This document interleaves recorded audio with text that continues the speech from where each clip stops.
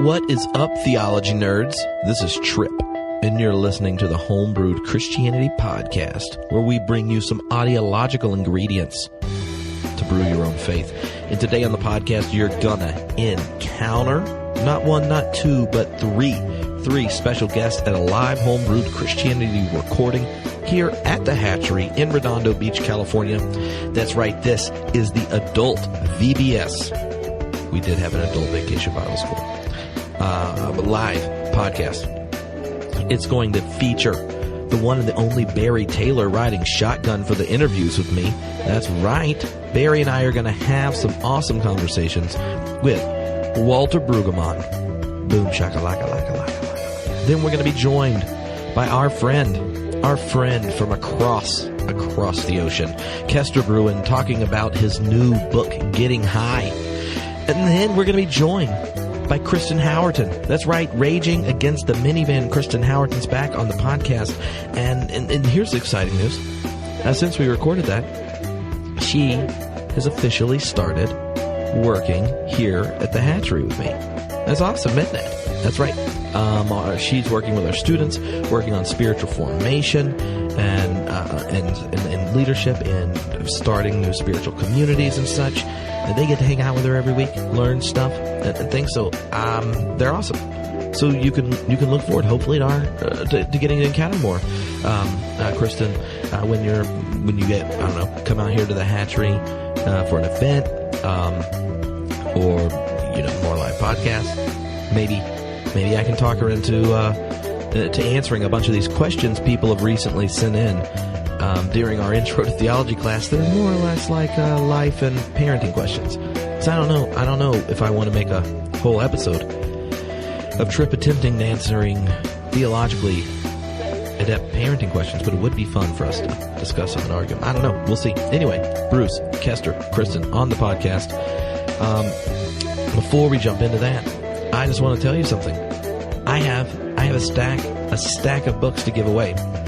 Those are books from all the different speakers that were a part of the Unfolding Theology Conference we had at Hatchery. And it was one where Philip Clayton and I emceed it. We had Amos Young, Adam Clark, Cindy Rigsby, Thomas J. Ord, Barbara Holmes. Like, it was a wonderful collection. Keith Ward was there. That's right, Oxford philosopher, religion professor. Anyway, right now at Homebrewed Christianity, we're having a giant giveaway. Me saying this is awesome. I want some free books. Yeah, but on top of getting the free books, like, you can enter, and every time you get any of your friends to enter, then you get 3 more entries into it. That's how it works. But on top of that, when you sign up, you get the edited version of the entire conference. That's right, all 5 main sessions where you get to hear the different theologians answer questions many of you submitted and voted on. You'll get to hear a special conversation around Black Lives Matter, the movement, its relationship to the church, with Barbara Holmes. You'll get to hear the interactive 1 hour from the Big Bang to God that Philip Clayton and Keith Ward did, some improvisational philosophical theology. You'll get to hear an interactive timeline of church history and theologians. It was a ton of fun.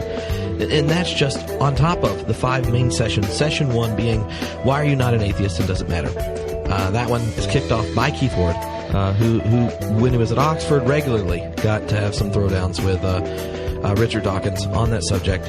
And he has a sweet accent, so it's tons of fun.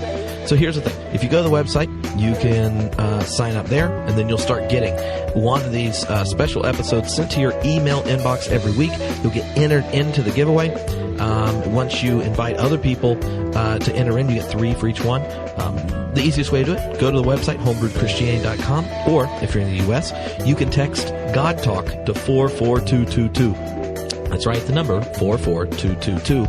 Text God Talk with no space, and you'll get sent the emails for each session, and you'll get a link on how to make sure you're entered to win basically $800 worth of books and resources for all coming from the people that participated in the event. If you my friends, that's right, the ones listening, happen to be in Montana. I'm going to be speaking at Carroll College in Helena, Montana on the 17th of October. I'll be doing like in an academic setting for a public audience type lecture on religion, violence, and the cross. But then afterwards, I'm going to go hang out with any of you podcast peeps. You just give me the heads up that you're a deacon, and we will go grab some Montana craft beverages and chill. Then on the 19th of October, I'll be at Phillips Theological Seminary. Yeah, the partner of the podcast. I'll be doing a podcast there that night. It's going to be tons of fun. So, you want to be there. If you're in Oklahoma, you want to be there. If you're going to be there and you're coming in from out of town, you want to give me a holler so we can make sure we connect before too. All right? There we go. So here it comes, Walter Brueggemann, Kester Brewin, Kristen Howerton, live podcast. And before we go into that, I just want to make sure I give some shout-outs to some brand new members of the Homebrewed Christianity community. That's right, these are the people that donate each month to keep this podcast going, mostly listener-supported podcast here, and they're a part of the Homebrewed community on Facebook, where we're talking it up, interacting. They're a part of the current Intro to Theology class we're doing, and then we're going to be doing some epic reads around Elizabeth Johnson, and we're going to be doing a class on Jesus. We're going to be doing I'm going to be making some video lectures, and then we'll be doing some live discussion of my Jesus book, walking it through and interacting and stuff. So these are the newest members of the Homebrewed Christianity community. We actually have a collection, the Finnish Contingent. That's what I named them, because they were all from Finland and they joined over the course of the last week or so. Also, Jesse, Andrew, Jason, and Kalia are all new members, so welcome, welcome, welcome. If any of you are interested in joining, go to homebrewedcommunity.com. You can find out the details there. But for now, I need you to buckle your theological safety belts. Because it's time to go to Vacation Bible School with Walter Brueggemann, Kester Brewin, and Kristen Howerton. Peace. What's up, theology nerds? This is Tripp, and this is the Homebrewed Christianity podcast. I'm next to my friend Barry Taylor, and we're going to nerd out with our geeks out. Oh, yes, we are. Oh, that's right. And you may be saying to yourself, is this the same Barry Taylor that had such pontifications about getting cuttered during the Godcast? Then yes, it is. Is this the same Barry Taylor who went to Mars and theologized just last week? Yes, it is. Y'all haven't personally heard that episode yet, but when it comes out on the internet, you will. Theology from Mars. Theology from Mars. Nonetheless, we try to bring people ideological ingredients into their earpiece so they can brew a zesty faith, metaphorically. I did have a friend that got yeast in their ear once, and it did not go well. It probably wouldn't. Anyway, we're going to talk to Walter Brueggemann. Yes, we are. And then we're going to talk to Kristen. Then we're going to talk to Kester. And then we're going to sing. Sink or sing? Sing. Sing? Yeah, not the kind of singing you do in the shower or on the bog, but just on singing. The throne, you mean? The throne. The porcelain throne singing. Yeah. What are we going to sing? You find out later. Okay, I thought of a joke I self-edited. I got that because I felt uncomfortable in that silence, actually, and I wasn't sure if I should step in, and I decided not to. You want to know what the best way to kill the silence is? By speaking? By clapping as the world's greatest living Hebrew Bible scholar comes and sits between us. It's like a double-stuffed Bible Oreo. Walter Brueggemann. I think Walter's having second thoughts. So Walter, we've been having Vacation Bible School with adults. And in preparation of it, I've been reading a number of your books. And one in particular, the first chapter really messed with my head. And in it, you describe ideology, just taking two beautiful separate traditions in the Hebrew scriptures, covenant, chosenness, hooking them together, and it got ugly. And so I thought nothing's better than on Facebook Live to ruin people's evening by showing them just how creative ideology can take scriptures and traditions and really twist them together. So can you say a bit about the covenant the notion of chosenness and what happens when they're used poorly for the work of the ruling class? Well, covenant is the primary image of biblical faith of God and God's people being bound together in fidelity, and the fact that Israel and then the church got this special status with God, let them think that they were the chosen people. And being a chosen people meant that they had peculiar promises from God, and they had peculiar commandments from God that they were to spend their life obeying. When that combination of chosenness and covenant got into the hands of the urban elites in Jerusalem, the king, the priests, and the scribes, and so on, when those relational concepts get attached to power, they always turn to violence. And you can see with Israel that they turned to violence in the book of Joshua and in the contemporary state of Israel. With the church, you can see that they turned to violence with the Crusades and the Inquisition and colonialism into the New World. And the church is a very wounding institution.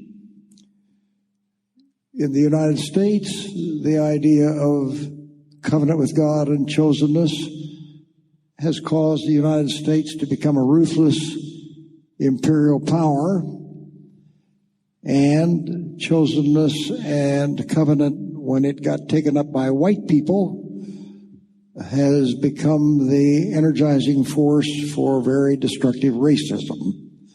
So, in my mind, the chosenness of Israel, the chosenness of the church, the chosenness of the United States, and the chosenness of white people are all fairly parallel in eventuating in violence to advance the interests of the privileged and the entitled. Because when you are privileged and entitled, other people become disposable, dispensable people, whether they're Canaanites or Goy or blacks or whatever. It's the story of, well, it's at least the story of the West. Yeah. Early in the book, you talk about the notion of covenant. One where covenant's connected primarily with birth, and the other with adherence. And I can't help but think where you're born and whether you adhere to the dream of the country also is a contemporary debate.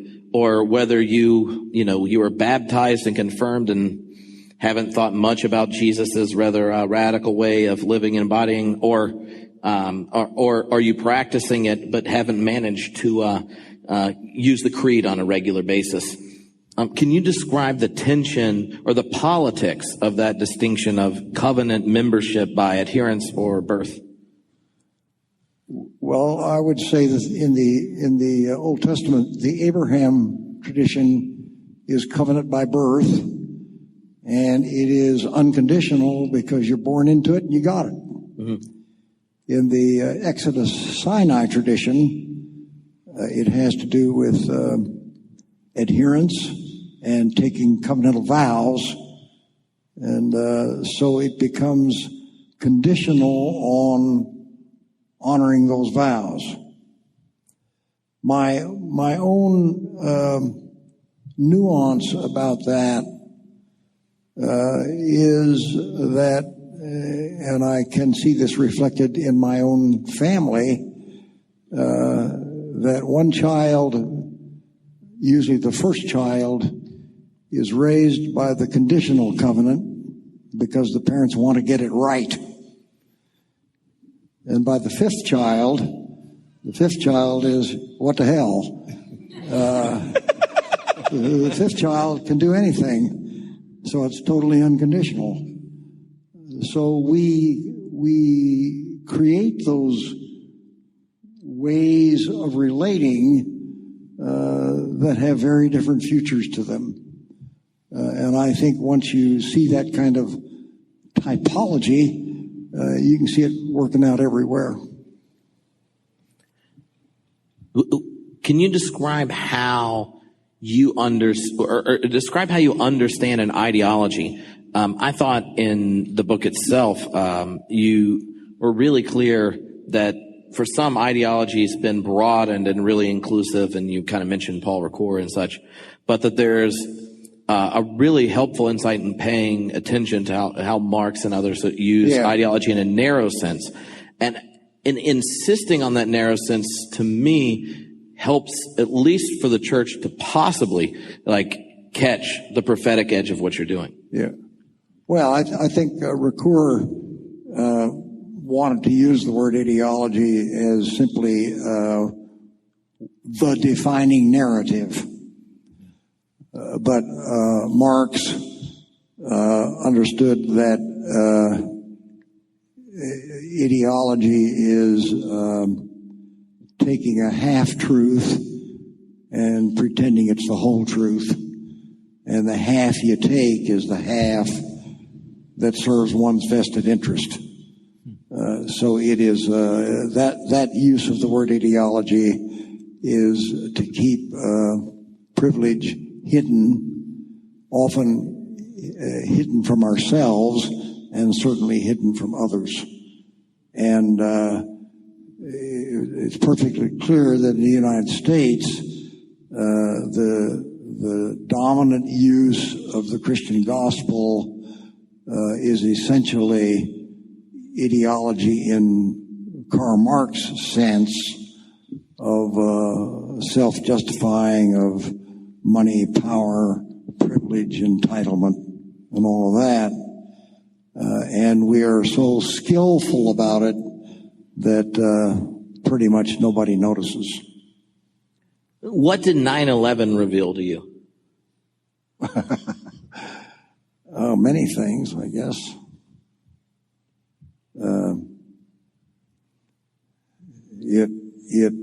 I think it revealed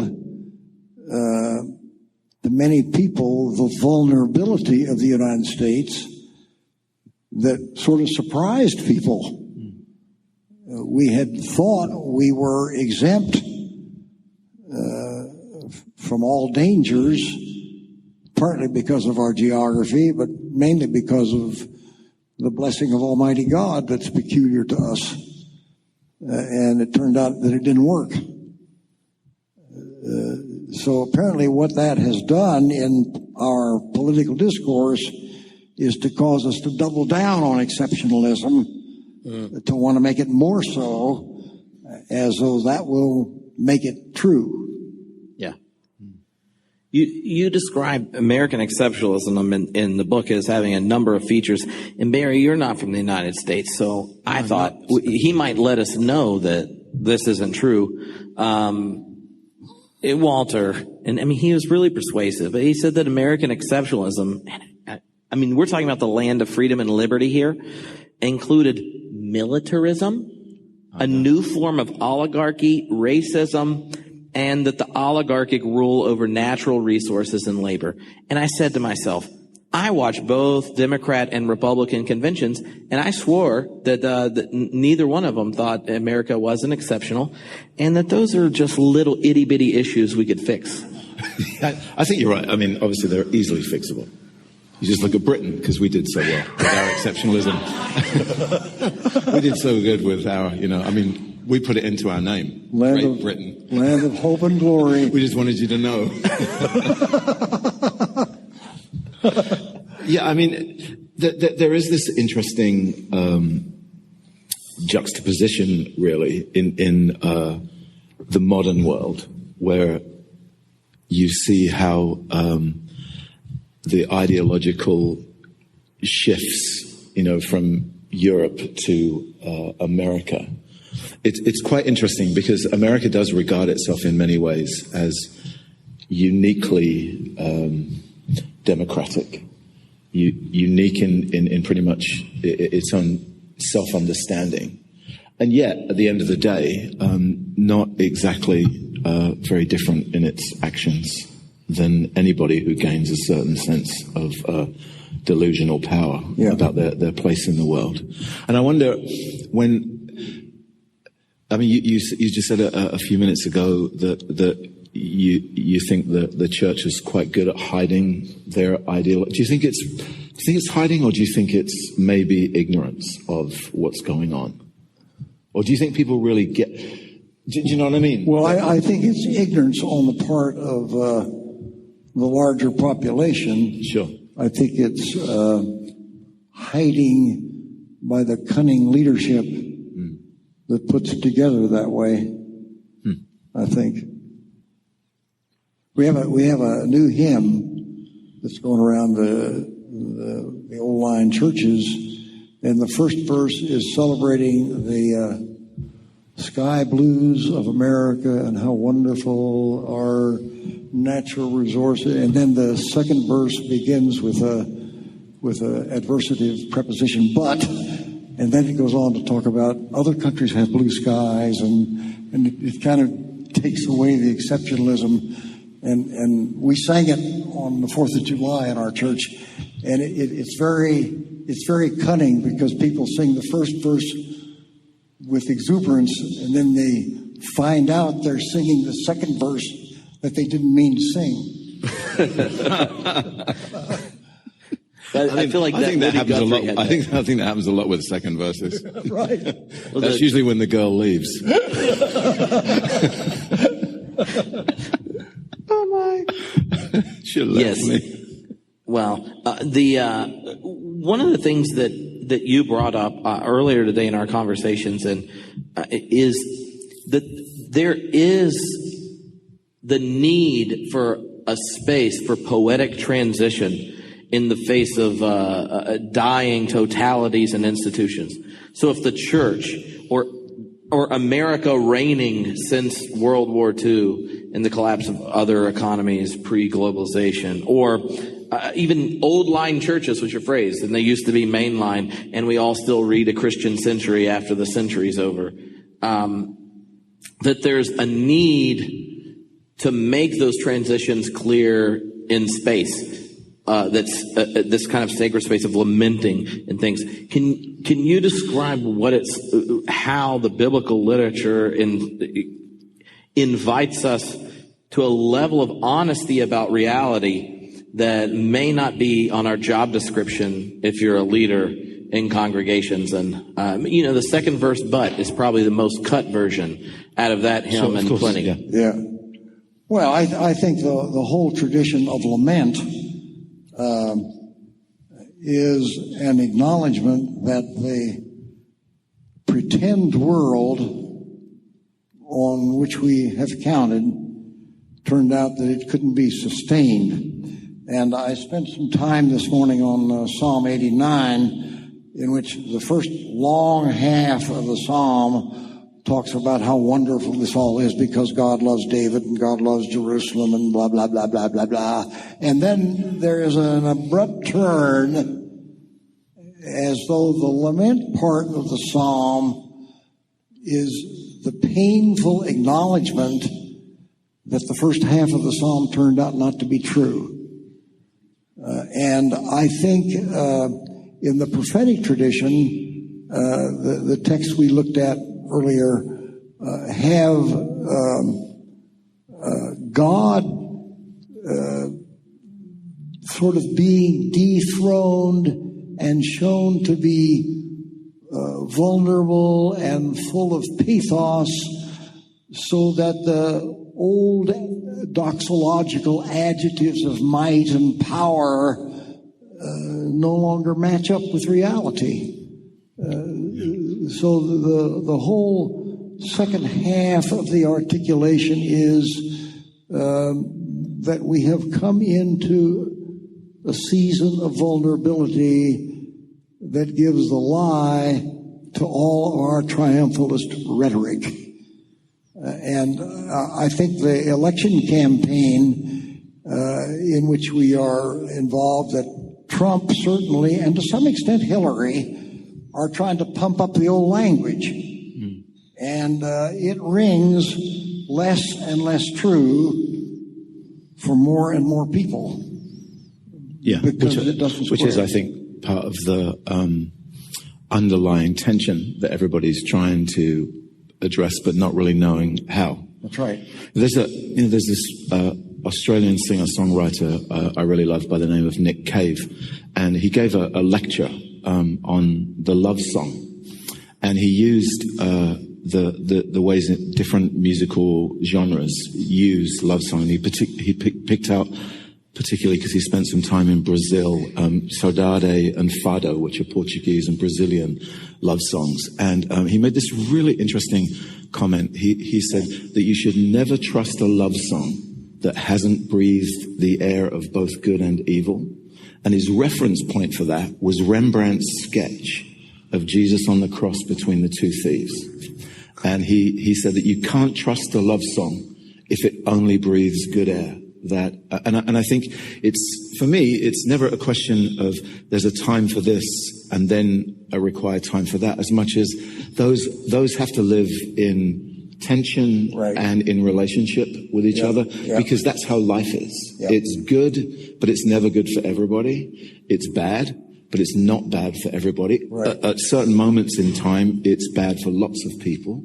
But if you don't, if you only breathe purified air, that's everything is filtered out, which is the paranoia of 21st century culture. You know, everywhere you go, there's like some thing to wipe germs off your hands, and water that's alkaline because you wouldn't want, all these things in it. Everything's filtered, everything's purified, everything's sort of germ free. And there's a way in which we become more and more vulnerable to germs and bacteria because we live in this false reality that you can be totally clean, totally pure, totally happy, totally good, totally great all the time. Totally. Yeah, totally. So you and Nick Cave, on you go. That's about and you actually as big a compliment as you use as my you favorite get. Hebrew word as well. Blah, blah, blah, blah, blah. That's interesting about the way sanitizing works, because one of the things you said, that was really you taking Barry's side in an argument we've been having, is on the inherent futility and dead end of theodicy. Now, and here's why, you gave a line that was tweetable, and I felt uncomfortable tweeting it, but it was so good I had to, that systematic theologians, I think you're supposed to do that, actually. Not if you're from Claremont. It's only horizontal, it's not up and down. It's called process philosophy. I don't know what you know about this. Evidently not very bipolar much. theism. We can do that next semester, but for now, that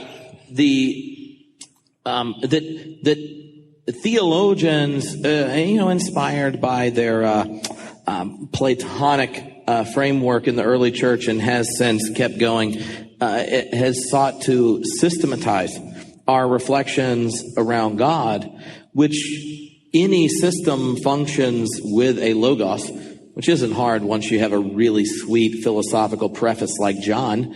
And what it ends up doing is sanitizing large amounts of the Hebrew scriptures, and then you have progressive theologians, in scare quotes, being very sophisticated Marcionites. Marcion was the heretic in the early church who was kind of Gnostic friendly, who got rid of the Hebrew Bible and let's keep a few of Paul's letters and Luke and then insert some really Platonist metaphysics. And that theodicy is a drive to create a system where there's an answer. And that's a pretty long tweetable thing that I said. No, but no, this was It's really good. Well, he did the tweetable about the. Yeah. Oh yeah. All right, Karen. Sorry. Because he said he would, instead of having the paper conclusions of a council, he would rather have the paper God of the Hebrews, which it's basically a taunt towards most of the Gnostic early church heresies. And I find it fascinating because what's eliminated with a conclusion around theodicy, even if you think it's sophisticated, is that human beings freak the cluster curse out about evil, existence, finitude, heartbreak, shame, rebellion, backstabbing, and this life that exists over, of course, most of it just gets sanitized out, like you had some a little sandy wash right as you're going to go, like you had some sanity. So what is it like to have questions and militantly resist anyone that wanting to give an answer? Like, you resisted repeatedly, and the systematic theologian in me freaked out. And then I keep thinking, Barry's like, well, if you answer the question, it's going to ruin the whole tradition. You're not going to have poetics, because you know what a logos kills? Poetics. And then you only have a few verses in the Bible left. And I thought, Walter Brueggemann's taking Barry's side. Why wouldn't he? Yes. Oh, yes. Oh, yes. That's right. Well, if you give an answer, then you can quit thinking, quit noticing, quit caring, quit imagining, quit living, quit breathing. You just quit. And of course, you just quit. The Hebrew scriptures, they may do many things, but they never quit. So if you take the book of Job, Job's last utterance in 42:6, last time he speaks back to the whirlwind God, is very ambiguous, and we don't know how to translate it. But we've devised translations that give closure, in which Job says, in our translations, I repent in dust and ashes. I really am a shit, and I won't do it again. But the Hebrew doesn't let you think that. So to leave it open, and the whole rabbinic thing is, after you get a rabbinic interpretation, what comes after that is another rabbinic interpretation. Do you think that there's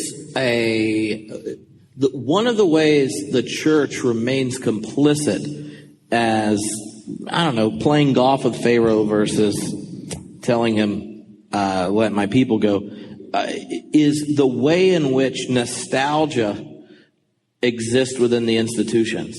And like churches, families that are breaking and need some honesty. The American, there's zero chance. Jesus could say vote for Trump and it's not happening. But then when I watched the Democratic convention, and all of a sudden, the people that used to ask questions that made some sense of our American exceptionalism, militaristic nationalism, like get on the table in a convention with flags and red, white, and blue bubbles flying down, and they're all shocked when they come. Then all of a sudden, the same group of people did the best orchestrated performance of nostalgia that we've seen in a long time. And they brought in like the greatest hits. It's like one of those revival tours. You go and every mid-90s rock band's playing the hits. I love them. But can you describe how nostalgia kills the possibilities of lament and letting reality in? This is one of the areas you brought up, and I know that Barry and I have talked about it before, and I was listening and thought, I want to hear those two talk about nostalgia. Well, I think that there's a sense in which many people seem to feel that their God, the God of the Bible, if you like, is more concerned with the preservation of the past than the addressing of the reality of the present. Mm-hmm. And that more often than not, what we claim as dogma or doctrine or truth is essentially a preservation and conservation exercise of a world that probably never existed, but we wish did, and we name it as the way things used to be or the way things need to be, and both the past and you can be nostalgic about the future as well as as well as the past. So I think that somewhere within contemporary thinking about religion, and I could only say from my own experience, so within the horizon of the Christianity that I've come to experience, there's a very thick chunk of ideology around this notion that it's what was that is the answer to what is to come and what is now.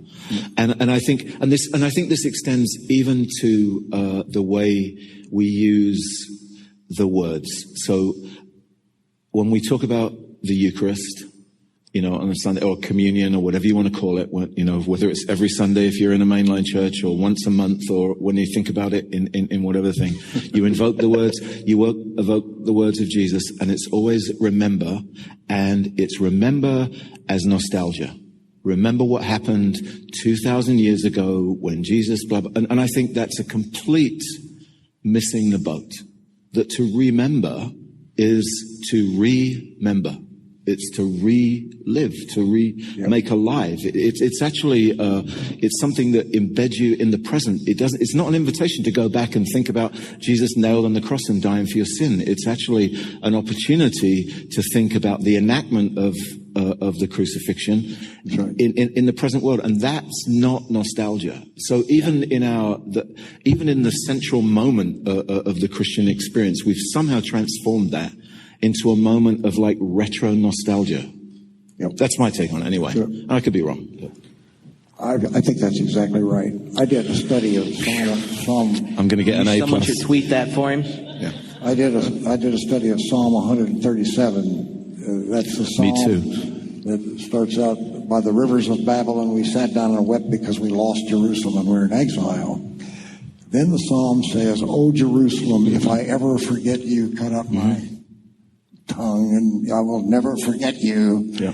And that's the psalm that ends in the last two verses of incredible violence. Dash the babies' heads against the rocks. And we don't know what to make of those two verses of violence. The conclusion I've drawn is that if you engage in nostalgia for the way it never was in Jerusalem, it leads to violence toward those whom you think have taken that away from you. Yeah. So the reason the Babylonian babies' heads need to be bashed is that the Babylonians have taken away the Jerusalem that never existed. Yeah.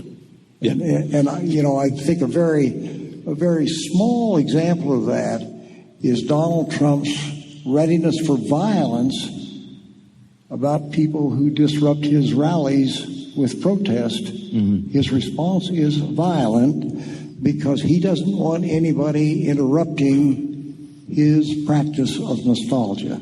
Yeah, and I think the challenge, the secondary challenge in all of this is that we live in an era where we mine the recent past over and over again. So, the 60s are reconfigured in the 80s, and then they come back in the 2000s, so you see it in fashion, you see it in music, you see it in the broader culture, that 70s show. It's not that long ago. It's not time for a show about the 1970s yet, but we're already there, we kind of engage in this mining of the past. And of course, I don't think that the past should be ignored. I think it should be taken very seriously. And I think it needs to be recollected and reflected upon. But it can't be enacted again, And I've said this quote any number of times that you can honor tradition by wearing your grandfather's hat or by having grandchildren. And to me, the hat is nostalgia. It's evocative, and it carries weight and depth, and it's freighted with things that you miss and that you long for. Like I didn't meet one of my grandfathers, but I long to. I long to. So I understand the temptation, but it comes with a heavy price. And in the world of religion, I think that price gets even heavier, because I think it undermines the vitality of what actually might be accomplished. Just walking around trying to remind people of what Jesus did for them is I just don't think that's the remedy here. I think you might have to get over that. Do not remember former things. So today, I like Walter. I'm sure plenty of people agree. At least two. At least the 8 people on Facebook Live. The 8 people on Facebook. So, Todd Littleton, hey. Todd agrees. So today, when you were talking about the prophets, and one of the things that you kind of put before us yesterday and today is that Ezekiel and Jeremiah and Isaiah begin with this prophetic statement of no. This is not going down. Let's get right. Like, look at reality. Here's what's happening. And there's the clarity that they insist upon for 30 chapters or so. And then the yes and the here's what's possible and the hope is a rejection of nostalgia, but one in which God just threw an Energizer bunny in that rejection. And so I'm interested, especially for those that haven't sat in it, can you describe, when looking at those 3 major prophets, what is it like to take those, the moves of those prophets in the face of this glaring example post 9/11 and now today of like how America and exceptionalism is failing, and the need to say a no, and each denomination's paranoid about its pension plan. Yep. Well, I don't think I have more to say than that. It's just astonishing that the accumulated development of no in all 3 of those prophetic books becomes almost unbearable. So when I teach it, students start saying, do we have to do another chapter of this? And then inexplicably, the rhetoric simply opens in a new direction, and we are not really given any clues about why that new direction erupts, except I think that's how it works with grief. When you have reached the bottom of honest grief over loss, another word becomes available. Yeah. From elsewhere. So, but you agree? I absolutely agree. I also think, but I also think. But what that, if he said no? But give me 30 chapters. I was actually tempted to say that, but no, I do agree. I also think that I do agree with you that the bottom of grief does give rise, because essentially it's the realization of death from which something new can emerge. The decay process, new life and stuff like that. I also think that same thing can be achieved through, and I think perhaps at least my read, and it's nothing like yours, of particularly Ezekiel, who I find just so fascinating, is that the language itself, the poetry, the deeper the images go down, the deeper the words become, the more enigmatic, the less rational to the hearing they become. They become like music. It's like lyrics in a song. The words are greater than the sum total of their meaning. Yeah. There's a rhythm and a melody that's at work. And the combination of that stretches these words in a way that doesn't happen in regular discourse. Right. And that process, it's like when you hear an amazing song, it almost doesn't matter what the song is about. It's that it creates this emotional arc that didn't exist before. And out of that emotional arc comes an opportunity to move in different directions. So, I don't know. You don't know. That's that was very This insightful. morning, I meant to quote an aphorism from Amos Wilder, who is this great New Testament scholar. He says, "The 0 hour breeds new algebra." Interesting. And the 0 hour is that point in the prophetic book when there's no more grief work to be done. And I love the word breed. It breeds new algebra.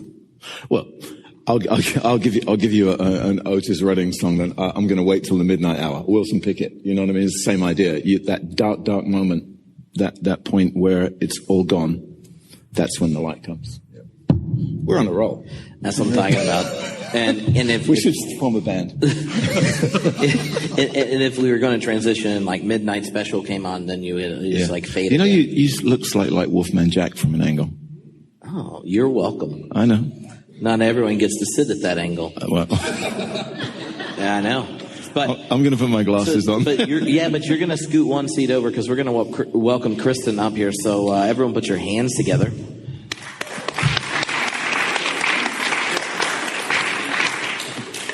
All right, so Kristen she's only been on the podcast once, but is quickly becoming a favorite after Wild Goose, which was a very special episode It of was Holy lively. Christianity. And I told her that don't worry, most of those topics are not on the set list when Walter Brueggemann's here.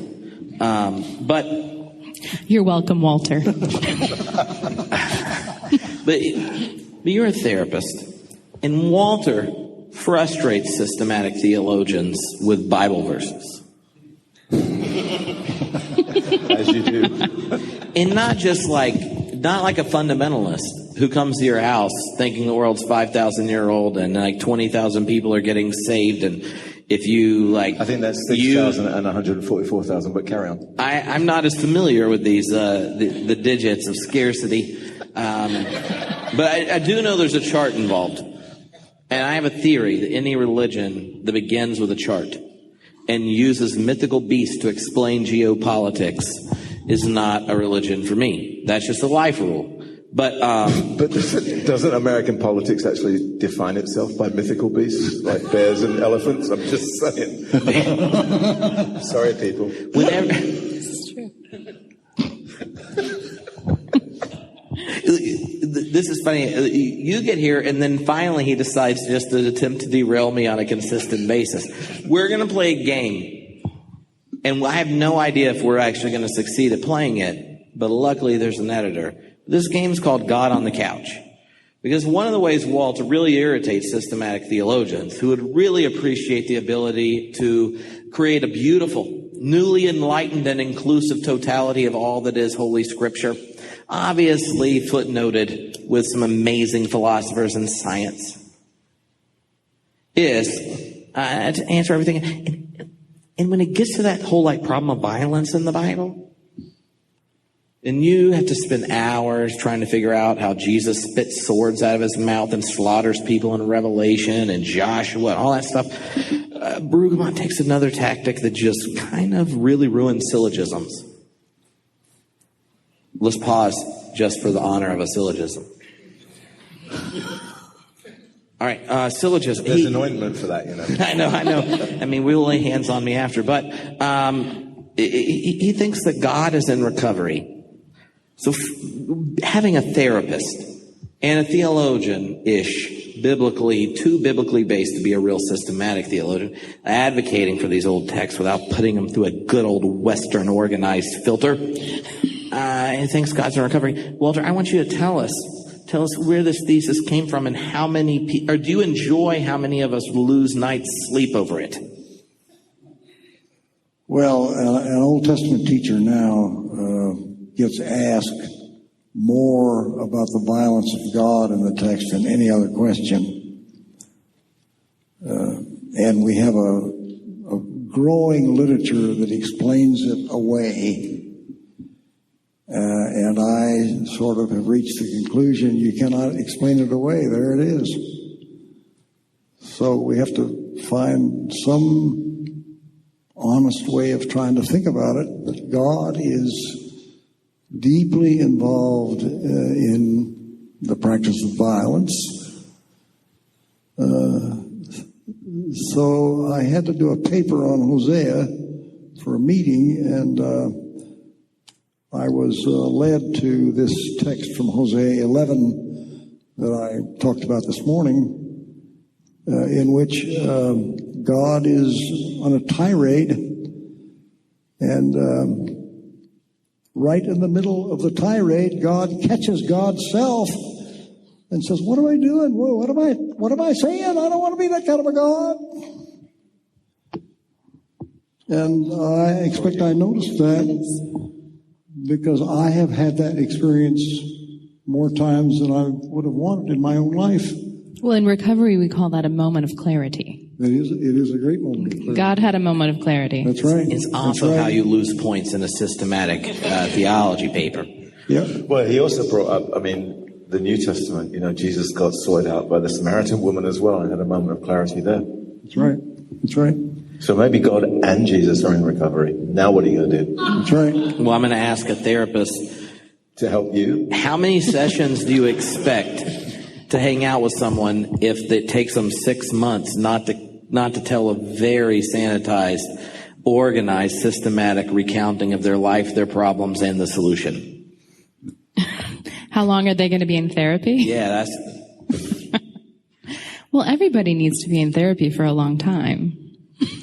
And that's not even a job security statement. That's a No, it is, philosophical, anthropological statement.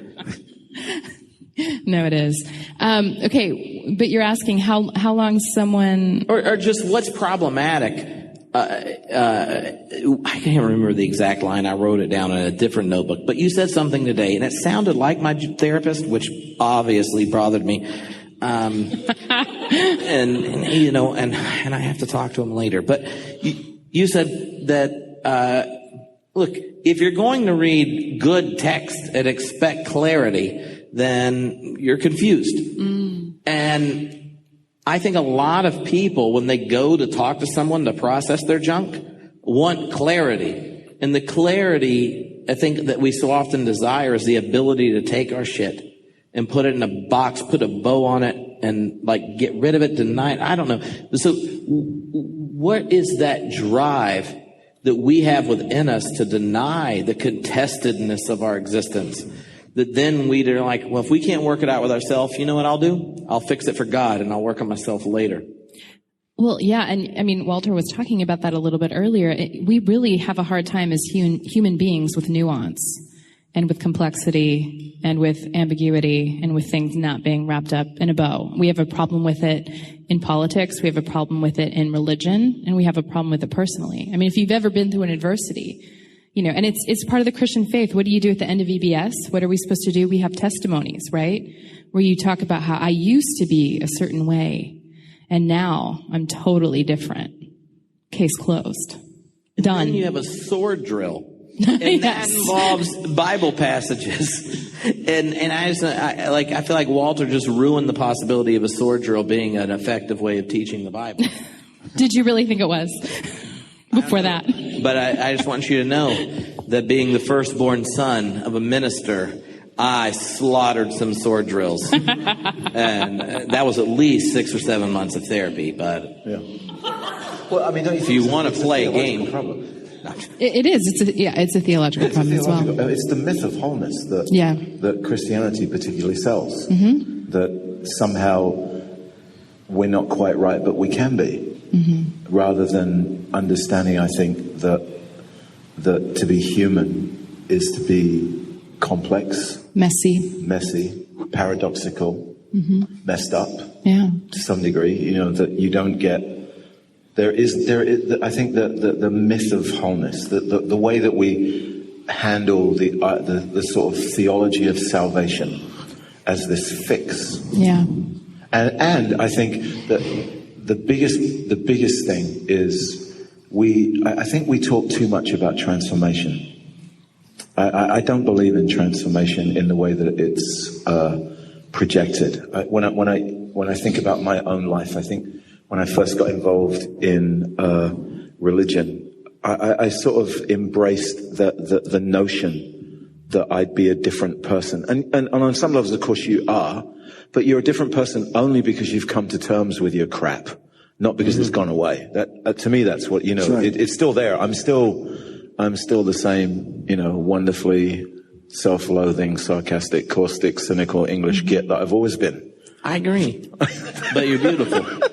But it's such a lovely idea, that the church can transform you and completely change you and fix you and take you from A all the way to Z. It's such a nice idea. It's such a nice sell that it's really disappointing, I think, for people. And I think this is where many Christians kind of come to a crossroads that they have to get over is that's not the case. And now, we're living in the grace of Christ, but we still have mess and we still have complexity and all that kind of stuff. Let's just remember that Walter's not a Christian. He's an Old Testament theologian. So. True. Well, well, no, but we should get back to the whole, because I want to really think about this. If we are, as we are, conflicted and all that, and we confess that we are made in the image of God, then it's not a big stretch to say God is conflicted, unsettled, contradictory, and that God is processing that stuff. I think people want to think we're made in the image, only the good parts, that's right? Only the really flattering parts of God. Well, it's all Platonism that was introduced by the systematic theologians. Especially the ones at the end of the table. What? I don't know. So if you're thinking, it's difficult enough to let yourself be human in a religious environment. Now, if God becomes way too close to the parts of us we're hoping to deny and repress, it just freaks you out double. And I'm thinking that... Well, that's why Jesus got rid of him for you. Well played. So Walter, he just thinks I'm joking. Oh, I know you're not joking. That's just a detour we shouldn't do right now. Okay. That's a metaphysical off-ramp of ours. In psychology, we call what he's doing deflection. Yeah, but I'm not paying you for that. So I'll bill you later. So when you start to wrestle with the text, what are some of the texts in which God's conflictedness gets put on the table in ways that maybe we're more like God than we imagine if we allow ourselves to be honest enough? I'm no Old Testament theologian, but isn't that like Genesis 2 when he goes, oh, it's not quite that great, I'll make a woman? That's right. That's the point, ladies. Doesn't it kind of start right there? Or at the beginning of the flood story. Enhancement. The text says, I'm so sad that I started out this creation mess. I wish I hadn't done that. And I cited a number of those texts today for good reason. They are texts that come up in the period of the exile when Israel was driven to honesty about itself and therefore was driven to honesty about God. And I think that's when we do our best work in therapy, when we are driven to a place of acute displacement. Mm-hmm. And we have to go underneath what we thought were settled givens to reprocess all of the truth that we haven't wanted to acknowledge. One time I was talking with my therapist he said that every time you work with a systematic theologian, that's how you stay in business. And he said there are 3 rules every theologian needs to learn. And each one is worth at least 10 years of therapy before you're really allowed to succeed. And I said, really? He said, yeah, the first one is you have permission to be wrong. And I was like, oh, you mean like the next article? He said, no. And then he said, you have permission to change your mind. And maybe normal humans see this, but when Wolfhart Pannenberg wrote in the Christian Century the article, they've done a whole series on systematic theologians, how they change their mind. His answer was, a systematic theologian does not change their mind. But I can tell you how my intuitions were clarified. You would have thought that he might have read Karl Barth, who kept changing his mind. He didn't read him quite well enough. Yeah, they call it dialectics, but it was really just yes, no. No, it's just more in the die. Yeah. But in the third one, the third thing he said was that honesty, wounds, and brokenness is the most fertile soil you'll ever have. And in the conversations we've had today about totalities that break, the story of Israel, the story of the church, the story of America, and all these things, there is more resistance, I think, in postmodernity. Being wrong, changing your mind, that's just called being postmodern, but letting wounds and your failures and those things become fertile, that's scary. Because you would rather just kind of sweep that topsoil off and try to dig deeper. Well, sorry, I didn't mean to jump in. I was going to say, I think that's the machinery of optimism in Western culture.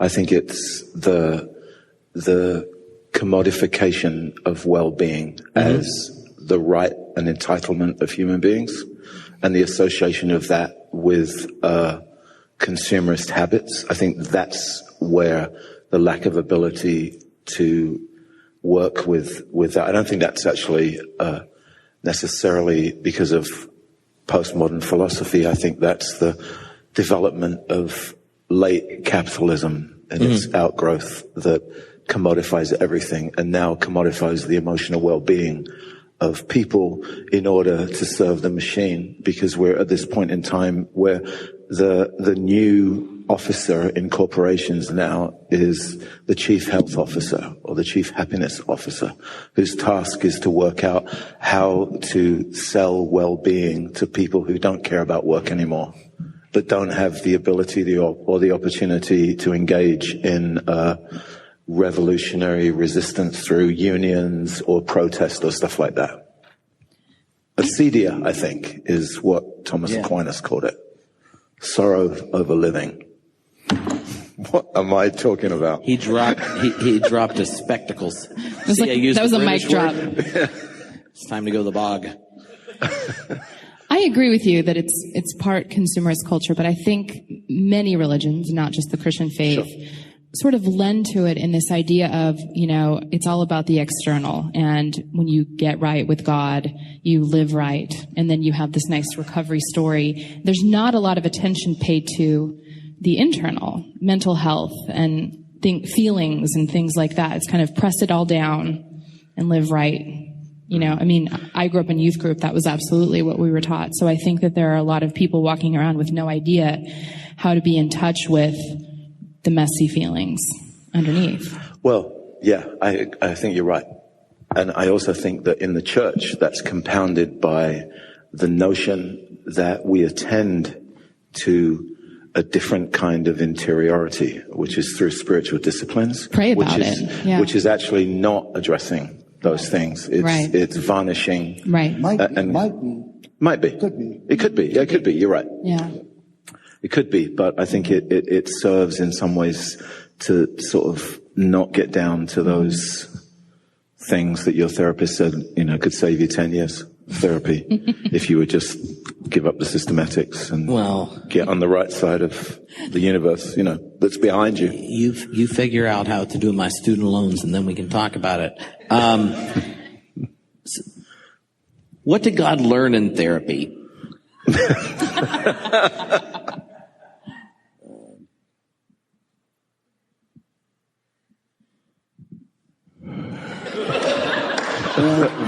When I think of something to say, I'll do this.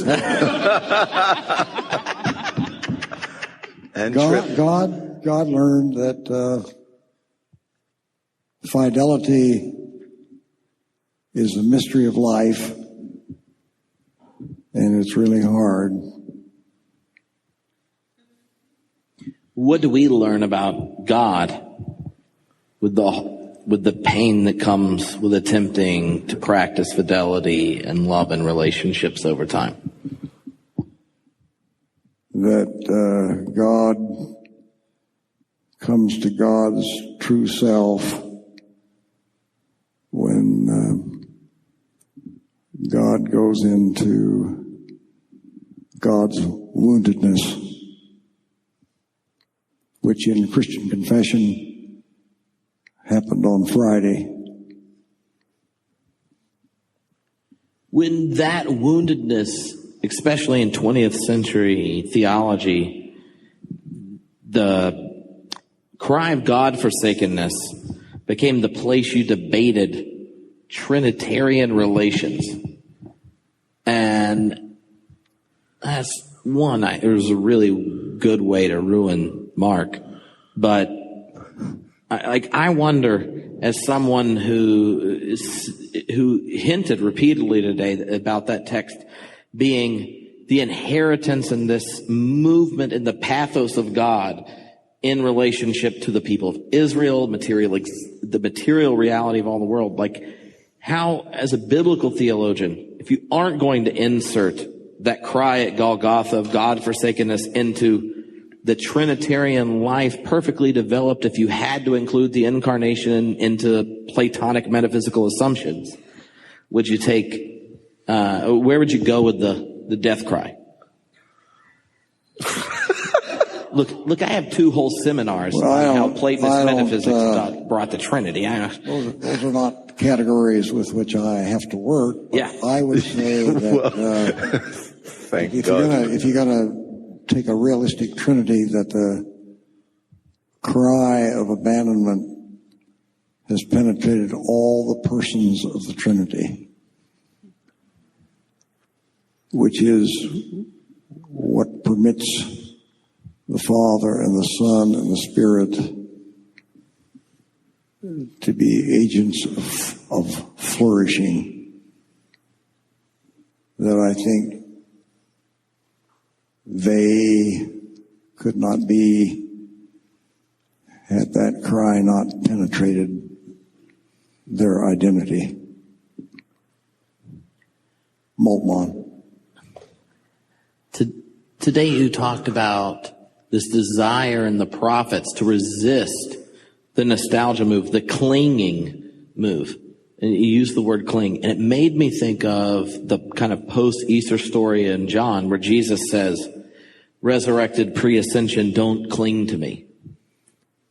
And you hinted, rather heretically, but, with biblical evidence, so I don't know what to do with that, that perhaps the church, in order to move forward, has been clinging so long to Christ that it's not ready to let something new be born.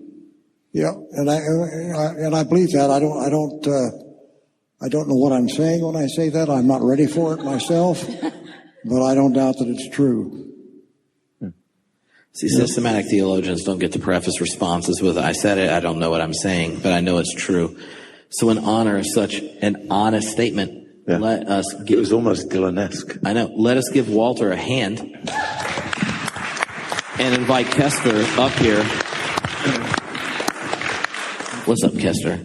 You have this book, and it's wrestling with the story of technology, Gnosticism, interpretations of Plato we might have to argue about, not during a podcast because no one wants Plato arguments during a podcast.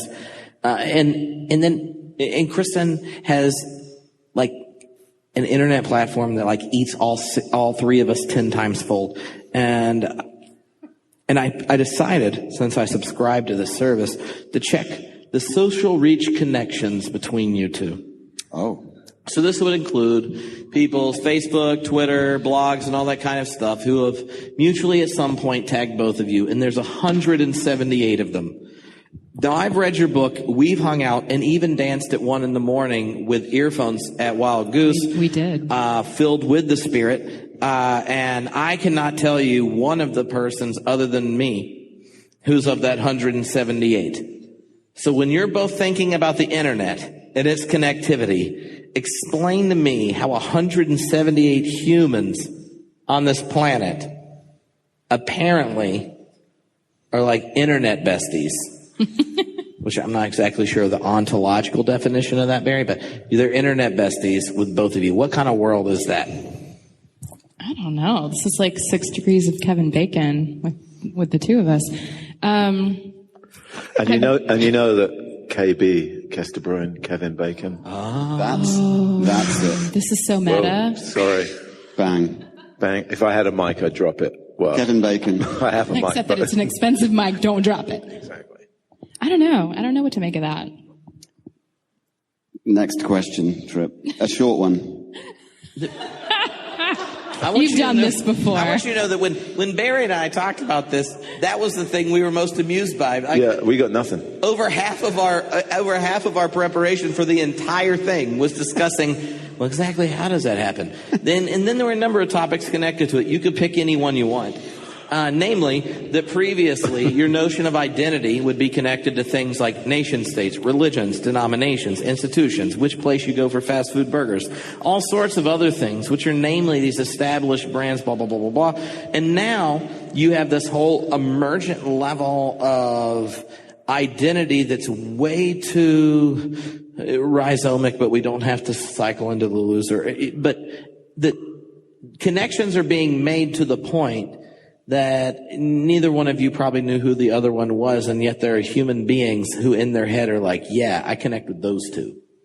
And isn't that pretty crazy? I mean, like, for 95% of church history, you had to be like an ordained dude in part of the church that was the imperial power to get your junk reproduced past 50 years. And now there are 178 people who, when they're thinking about their identity today, will like double tap the Kester Howerton buckets. So, I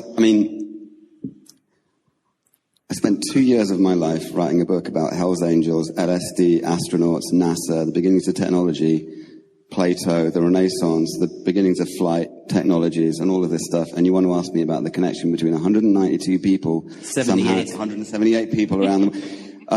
It's connected to part of chapter 6. It's connected. Okay. It's connected to part of chapter 6.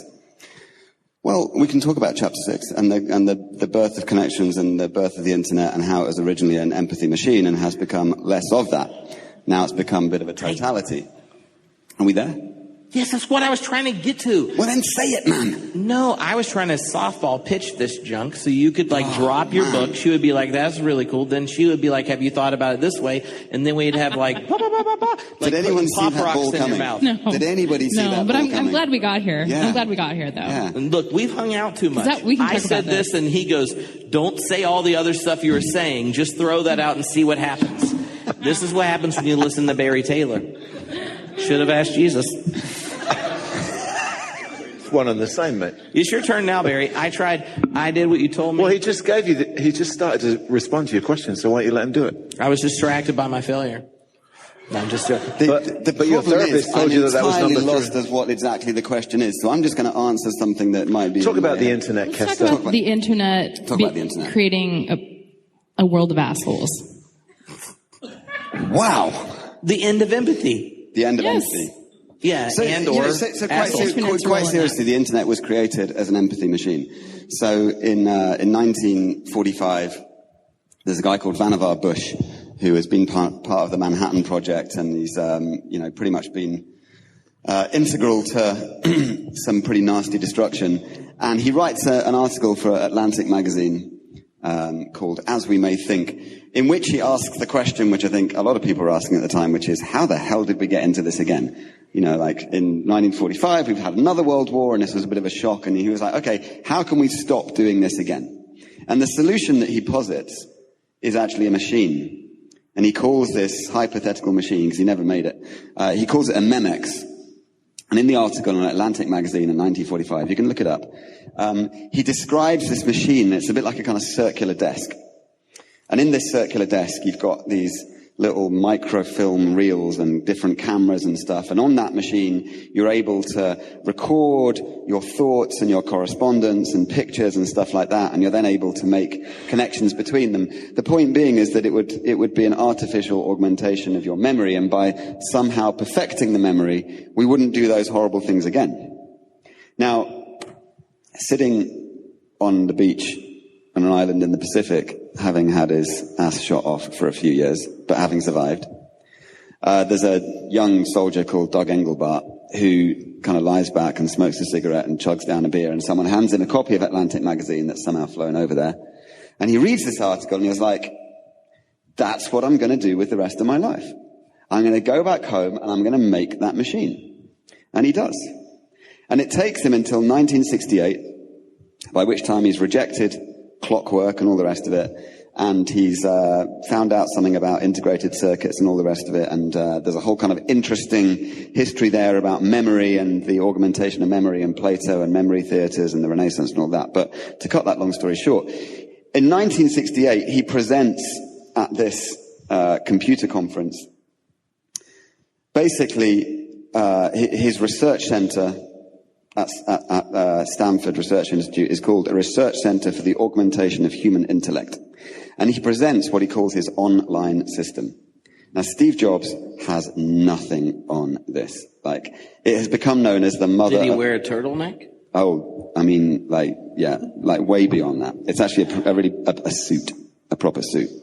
Like, this is some kind of Reservoir Dogs shit going on. But it's called the mother of all demos, and you can see it on YouTube. And in that one presentation, he demonstrates clickable hypertext, the first mouse that the world's ever seen. He demonstrates a spreadsheet, a word processor, editing. He demonstrates logical file structures for saving stuff. He then brings someone up on video conference, like from miles away, like the first Skype call. And everyone is like sat there completely stunned. People say it was like he was dealing lightning with both hands. And what he had done there was to create an augmentation to human intellect. Because he firmly believed that it was in the perfection of our minds that we would be elevated up to Godhead, essentially. Now, he also understood that one of those machines, it would do a bit of empathy work. But what would be needed, what would be far better, was if you could link those machines together so that we could kind of build capacity of empathy. And in just 12 weeks after the moon landings in 1969, finally they get this connection set up, and it's between two of these machines running his online system. One of them's at UCLA, the other one's up at Stanford. And a student called Charlie Klein gets the thing going, and he tries to send this message up to Doug Engelbart in 1969. He's meant to say, log on. And this was going to be the first message sent between two computers. These are the first two nodes of the internet. And the damn thing crashes after 2 characters. So the very first message sent over the proto-internet, and it's going to become, is like this angelic this wonderful angelic statement, low. Oh, wow. Low. But to one of the guys there who witnessed that understood immediately what was going on. And in a couple of months, they'd fixed the problem. And this guy then got a telephone line installed up to a cabin in the hills, not far from here, and became the world's first remote worker. Like, he understood that through this digital connection, ideas of labor would change. And actually, it's then that you begin to see these communities being connected. Groups of hippies who'd got disillusioned with LSD. They're kind of fed up with Apollo because it didn't, it promised to end all wars and it didn't. And they go up into the mountains, basically, to try and create community up there. As one does with mountains. As one does with mountains. And the person who is connecting them all up is a guy called Stuart Brand, who had been the guy who appeared on Skype in Doug Engelbart's presentation. And he realized that he wanted to resource these communities. And he'd also been the guy responsible for the first whole Earth photograph that NASA released. So he's kind of right at the center of the counterculture. But he then realizes that the way to connect these communities up is through this crazy internet thing. And he starts the whole Earth catalog, which is computers and agriculture and all this kind of stuff. And it's what Steve Jobs later described as Google in paperback form. And on the front cover of issue 1, he says, his ideology right there, issue 1, front cover, he says, we are as gods and we'd better get used to it. That's what the primal ideology of the internet was about, is we need to recognize that we are divine and we've just got to improve our minds and transcend and raise ourselves up to be the gods that we already are. And in a sense, the book is all about the different technologies we've used to perform that attempt at to lift us up to Godhead, and how, essentially, you know what? It didn't quite work. You may butt in. Only briefly. Well, I'll unplug your microphone. You totality, you. So I'm interested, if you think of technology initially being the empathy machine, and then you find out that the comment section is like Donald Trump without sleep, drunk, and on his worst day.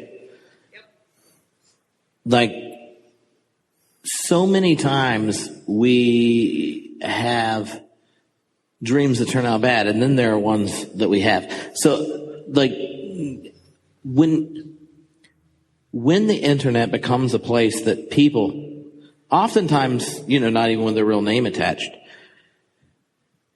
simultaneously get affirmed in their struggle with real hard things, right? They find genuine empathy. So, like, I went to read comments, which I tend to not read comments in general, but like, you had posts about like being an adoptive parent of children of color and what's that's like.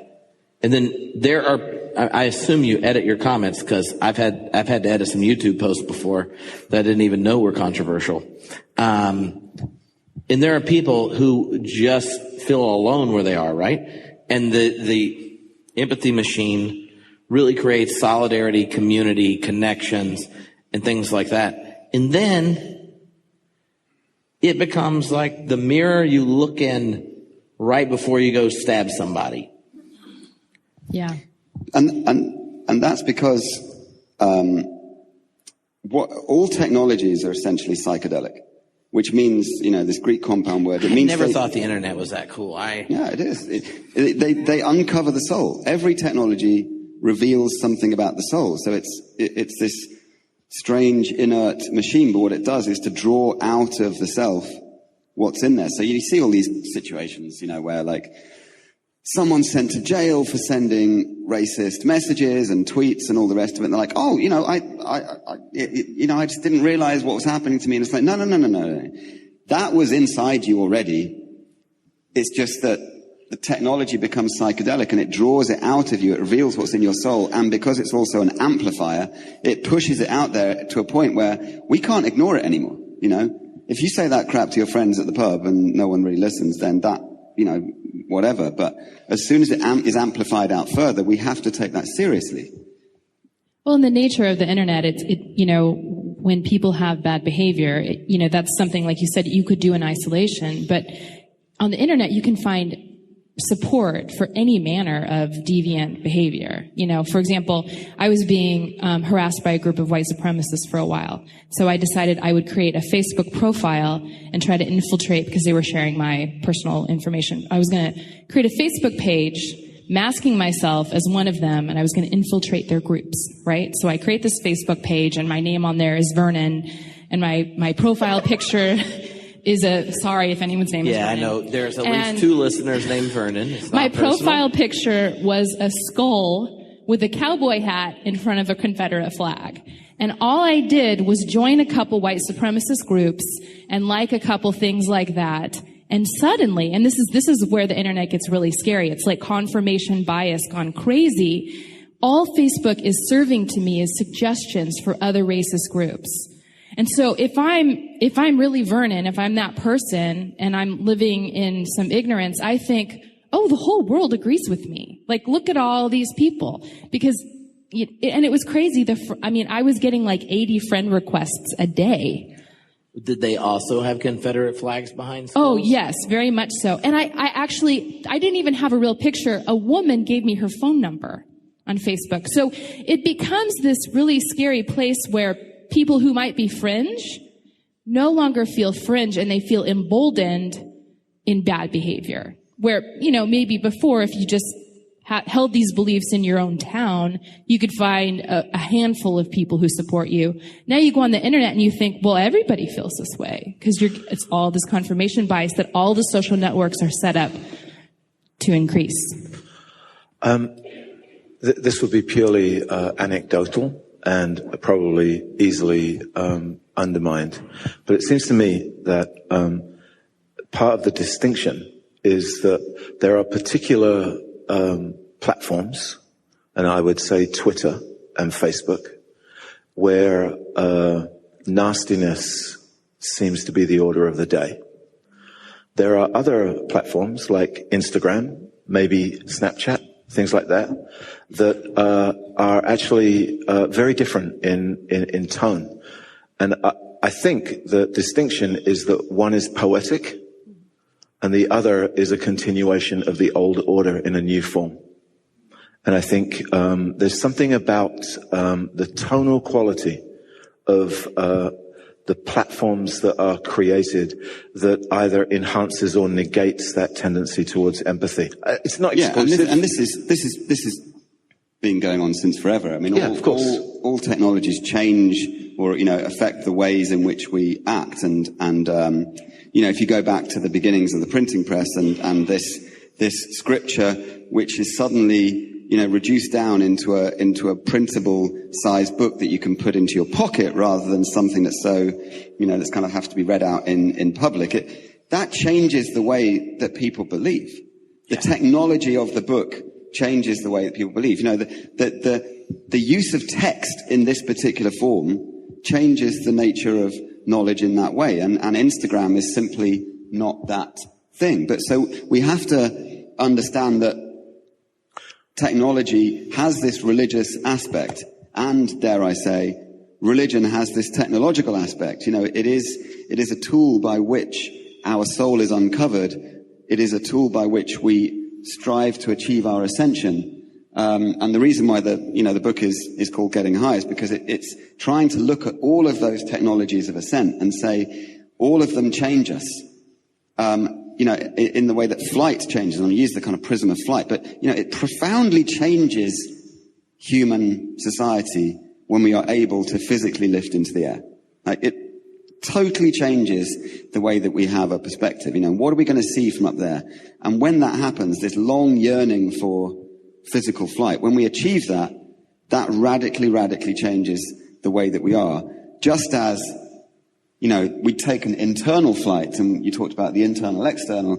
When we've taken internal flight for so long and long to lift off from our kind of earthy consciousness into kind of the ecstatic. We've done that through religion for thousands of years, and now we've kind of moved that into the physical. And again, it changes us. That technology changes us.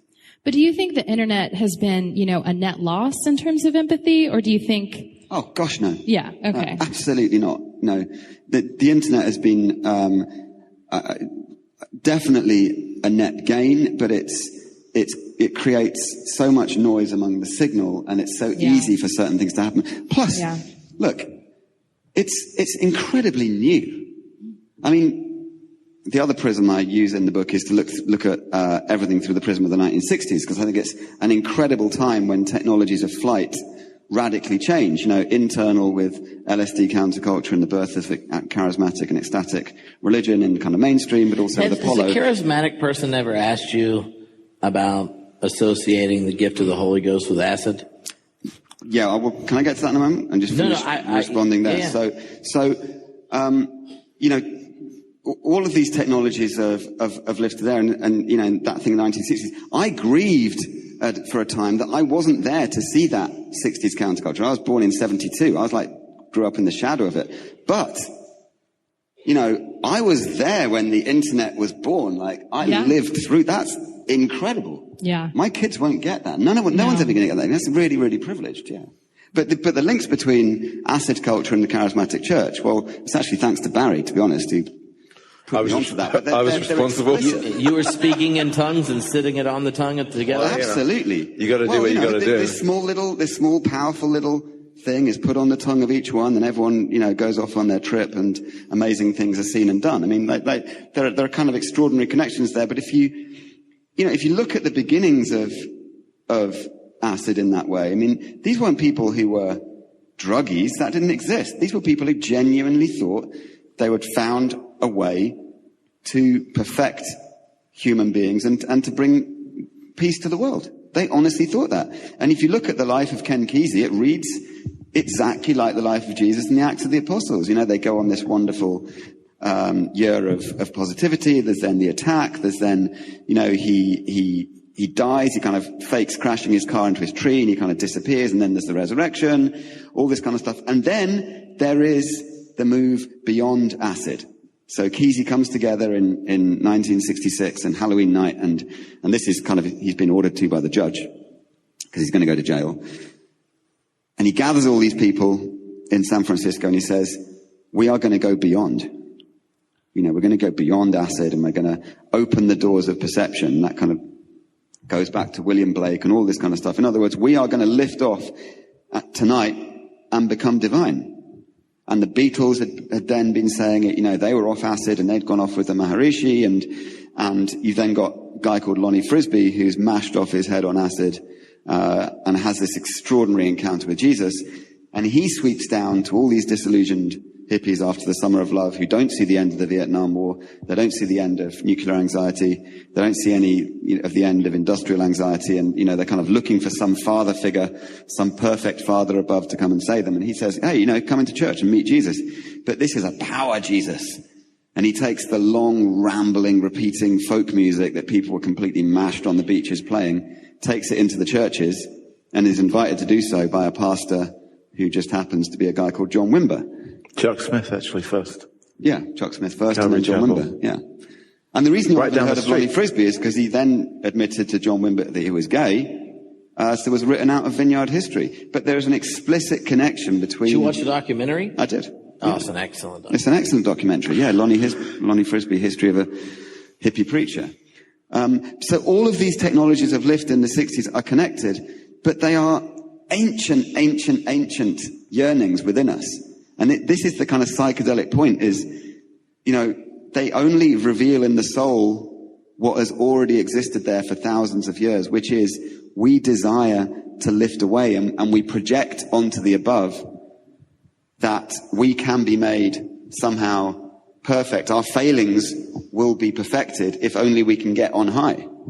If only we can reach up to that Eden again. And this is why, you know, the people in the early Renaissance were convinced that the Garden of Eden would be found on the moon, if only we could get there. Why? Because it's pure white.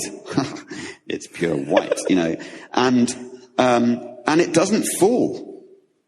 Like, why doesn't it? Like, everything else falls, because everything on earth is fallen. This is a heavenly body. It's made of higher stuff. So if only we can get there, we will find perfection. And this is, you know, blown apart because Newton invents the reflecting telescope and they look at the moon. It's like, oh, shit, it's kind of full of dust. If you said that to some of the surfers right down there while they were high, that would blow their mind. Yeah, exactly. I might go do that right now. But you know, so then, you know, you jump forward hundreds of years and you think we get over it. But look at NASA and you read the transcripts of the missions. You know, these guys are sent off and they're like gods. I mean, these guys in the kind of glassy, pure white suits and all the rest of it, and we throw them up into space like these kind of high priests, and they start immediately reading the scriptures. You know, they're reading beginnings of Genesis, and they're reading Psalms, and they're breaking bread and drinking wine, all of which was completely against mission guidelines, but they're doing it because they see, and America longs to see this as an explicitly religious journey up there to, you know, unload in space this wonderful cargo of American Christianity, because let's face it, the Ruskies had got there first and said there's no God up there. It's like, well, you know, now we're going to unload our own narrative into space. That's what it was about. When Barry asked the question about the difference between Snapchat and Instagram and then more textual-based online and things, I don't know if that's really a theory that holds water, but I'm just interested because when you were describing your infiltration of our friends, that you were careful about the picture you selected. Is there a sense that, like Instagram, Snapchat, which are very picture-y, Is that a different type of online humanizing than reading tweets with hashtags and stuff like that? Well, it's becoming its own language. I mean, you're not posting photos on Instagram. You know, photography is something other than digital imagery. So I think what we're experiencing is the transition of photography into an image-based language. And the result of that, essentially, is that we live in the era of the emoji, which is where an image replaces a word or a sentence. And we read those as a language. So you can put your happy face, smiley face, dog poo, double red exclamation point, champagne glass, wine glass, hamburger, boat, Ferris wheel, aubergine. I mean, strange concoction of things, but we send those to each other and we read them. So to me, there's this shift towards new kind of visual languages, and the visual always precludes absolutism in a sense. Because there's always ambiguity around an image.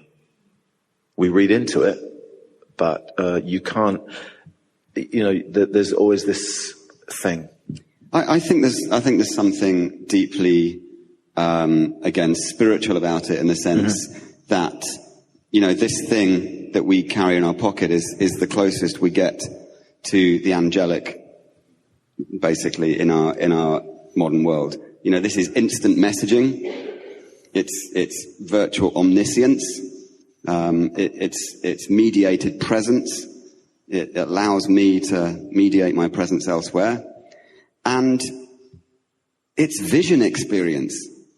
That's, I think, what Instagram is. It's these repeated experiences of vision experience, and that's important. So it's like this angelic thing.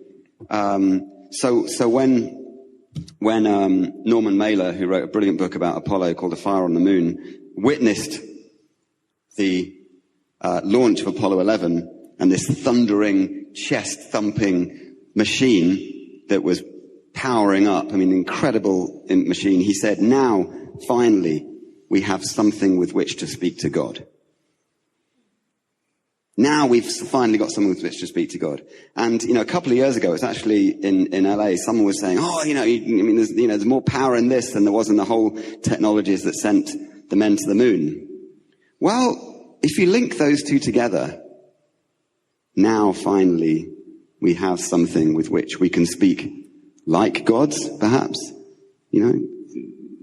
That there is something incredibly godlike about these devices we put in our pockets. And again, we are as gods, and we better get used to it. This is what the digital world promises, and this is why the coming world of artificial intelligence, who knows what it's going to be, but the projected fantasy of it that we see in movies is of us finally being perfected into these divine, uploaded minds in the cloud, without bodies, living eternally, knowing everything at all times and in all places. But is this achievable, or is this an exercise in futility? I think almost it doesn't matter, in that the fantasy is informative enough. The fact that there are people working towards that fantasy right now and postulating how it might happen, people like Hans Moravec, who said, well, we could do this thing called a Moravec transfer, where each individual neuron will be replaced by a nanobot, and gradually your brain will be taken over, and so on, But it's people like Ray Kurzweil, who is absolutely determined to see this singularity occur, which is when a machine is created that has enough intelligence to generate and build a more intelligent version of itself. He says, people ask me, does God exist? And I say, not yet. Now that is his fantasy of what artificial intelligence is about. And if you look up it was a brilliant documentary about him called Transcendent Man. It's on YouTube. And right at the heart of his experience, I think, is this unresolved grief. He has not got over the loss of his father. And actually what he says is he wants to resurrect his own father. And that troubles me greatly, that here is a man who is playing with incredibly powerful technology. Why? Because he cannot grieve. There is no lament for the fact this body is going to be done. This body is going to be done. And we need to hold on to that and return, as it were, to earth, rather than this fantasy of flight the whole time that keeps lifting us up but prevents us from seeing and grasping onto that true moment of grounded lament, which is why I love, you have Martin Luther King, who says, I've been to the mountaintop. He doesn't go there to lift off and escape and get away from it all. He goes there in order to see better the structural oppression and inequality, in order that he can go back down. So flight is not wrong. It's just we go up in order to come down. And it's that ability to, I think, lament, which is so important, that we understand descent. And if you want to talk incarnation and the vectors of incarnational theology, it's about descent. Yeah. Well, go ahead. You want to say something? Go ahead. There's the story of the Transfiguration, I think, is the summary of the Christian perspective of what Kester just talked about, where, in Mark's gospel, the last time God speaks, and he only speaks twice in Mark's gospel anyway, is on the Mount of Transfiguration. And when the cloud disappears, God goes with it and is not heard from again. And the disciples want to set something up on the hill, and that's rebuked in favor of a journey down the hill and then to Jerusalem. And whenever there's a gaze upwards in the New Testament, the redirection is always back to earth.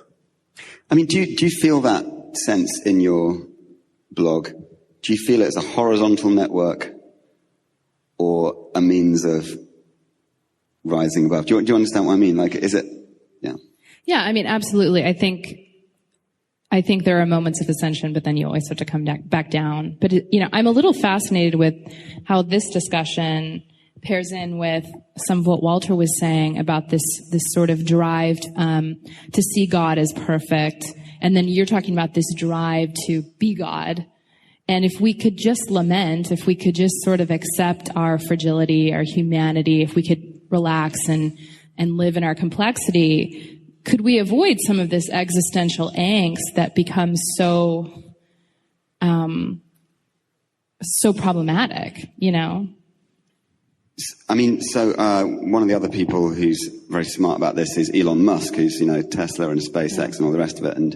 And he was asked at this, big tech conference, what do you think about artificial intelligence?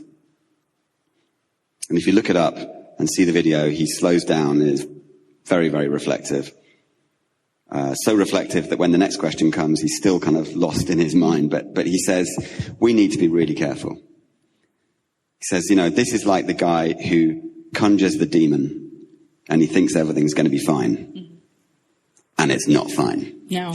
So that to me makes me think of the kind of Faust myth, mm-hmm. where someone has kind of got bored with the level of human intelligence and then tries to grasp onto something from another realm, and things do not go particularly well.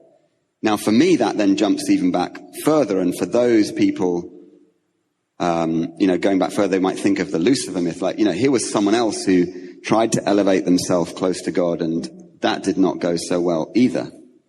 So if you're, and this was kind of the whole kind of Renaissance struggle, is like, how close are we allowed to get? How close to the sun? Yeah. Can we fly? Exactly. Yeah. Or in the ceiling of the Sistine Chapel, you've got Michelangelo's painting of the creation of Adam. And it's fascinating because there's this God who's looks a little old, actually, and only just below is this really buff, mm-hmm. young, muscular Adam, and they're kind of reaching across. And the gap between their fingers, well, it's only a digital gap, isn't it? So like, how are we going to get that tiny bit further up? Mm-hmm. Maybe the answer is digitally. And yet there is a real problem with that pursuit of perfection. I think it raises something problematic. Like, when we talk about raising a demon, I'm not saying it's some external demon. It's something that already exists within us, that we long to be gods. And when we pursue that, we lose sight of one another. Absolutely. And we lose sight of caring for each other. And we try and escape.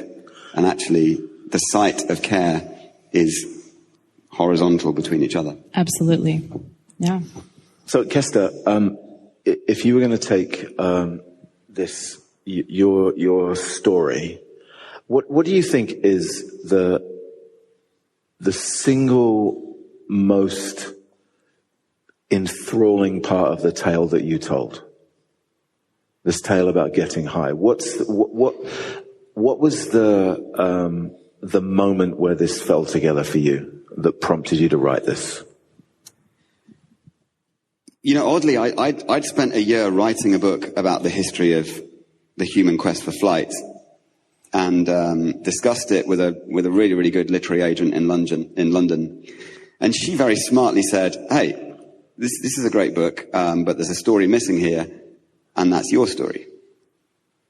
And I was kind of slightly floored, as you are in those moments when you realize that someone's uncovered the truth you knew was there but couldn't quite admit to yourself. And I had to go back and spend another year basically looking at my own quest for transcendence and ecstasy and escape.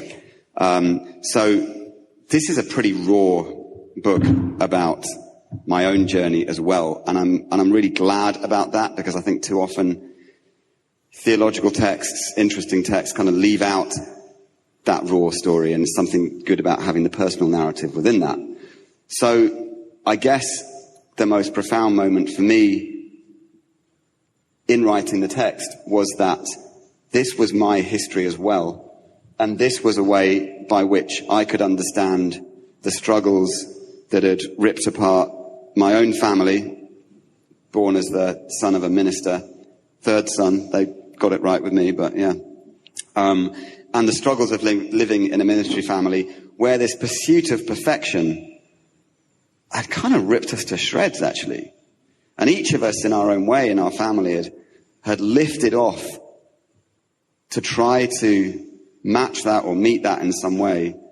So all of this then became, in terms of an act of writing, a therapeutic act by which I could rebuild my relationship with my sister and my brother and my mother and father, and begin to think about relationships where we didn't have to do that.